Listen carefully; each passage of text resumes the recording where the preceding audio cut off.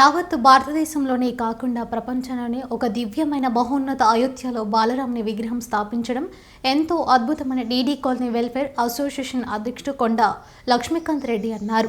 DD colony వాసులు అయోధ్యలో జరుగుతున్న రామ మందిర ప్రాణ ప్రతిష్ఠ కార్యక్రమాన్ని ఎల్సీడీ ద్వారా వీక్షించారు. ఈ సందర్భంగా వారు మాట్లాడుతూ అయోధ్యలో రామాలయ నిర్మాణాన్ని నరేంద్ర మోదీ ఆధ్వర్యంలో నిర్వహించడం దేశం గర్వించదగ్గ విషయం అన్నారు.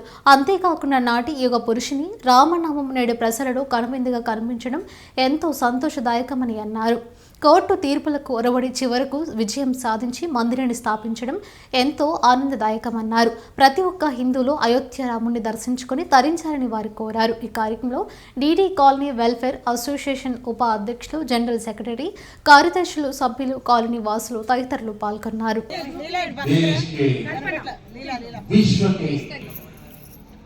प्रभु श्री राम का हम सब पर आशीर्वाद। 22 जनवरी 2000 अद्भुत आभा लेकर आया। 22 जनवरी 2024 धरोहर मिली है। आज हमें राम का मंदिर उठ खड़ा हो राष्ट्र, अतीत के हर दौर से हौसला ले। ऐसे ही लोग आज की तारीख की, आज के इस पल की चर्चा करेंगे।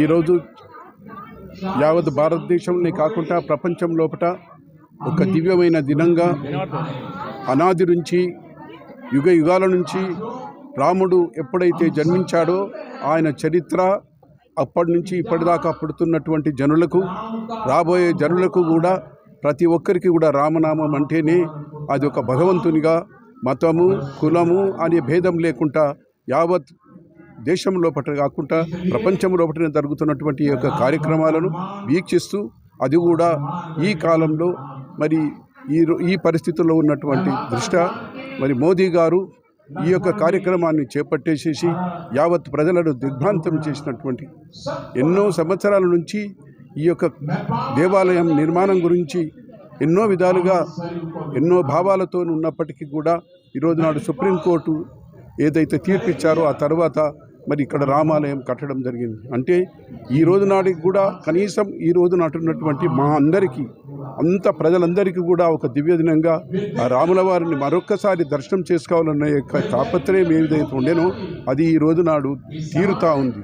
ఆ విధమైనటువంటి ఆ కార్యక్రమానికి, ఆ నిపుణులకు, ఆ యొక్క నిర్మాణానికి చేసినటువంటి అందరి త్యాగపురుషులందరికీ కూడా ఈరోజు మేము ప్రాణాన్ని దండాలు పెడుతూ నమస్కరిస్తూ మరి ఈరోజు వారందరినీ కూడా స్మరిస్తూ మరి ఈ విధంగా ఈ కాలం లోపల వారు ఏదైతే ఆదర్శాలు రాముడు చూపించాడో ఆ ఆదర్శాలను పాటించేసేసి మనమందరం కూడా అందరం కలిసిమెలిసి ఉండేటట్టుగా ఉండాలని చెప్పి ప్రార్థన చేస్తూ మరి ఈనాడు మోదీ గారు కూడా అదేవిధంగా వారు చేపట్టిన కార్యక్రమాలు అన్నిటిని కూడా ఆ భగవంతుడు శ్రీరాముడు ఆ కార్యక్రమాలు పూర్తిగా చేయాలని కోరుకుంటున్నటువంటి సందర్భాన మేము ఇక్కడ దుర్గాబాయి దేశ్ముఖ్ అమ్మగారు కూడా ఈ యొక్క స్వాతంత్రం పోరాటంలో పాల్గొన్నటువంటి మహావనిత, ఆ కాలనీలో మేము ఉండడం మా అదృష్టంగా భావిస్తూ ఈ దినం మరి ఈ రోజుగా మేము కూడా ఉండి ఈ కార్యక్రమాన్ని వీక్షించడానికి కానీ మీరందరూ కూడా ఇక్కడ వచ్చినటువంటి భక్తులందరూ కూడా వారందరూ కూడా ఇక్కడ వచ్చేసేసి ఈ కార్యక్రమాన్ని విజయవంతం చేయడం, మరి మీరు కూడా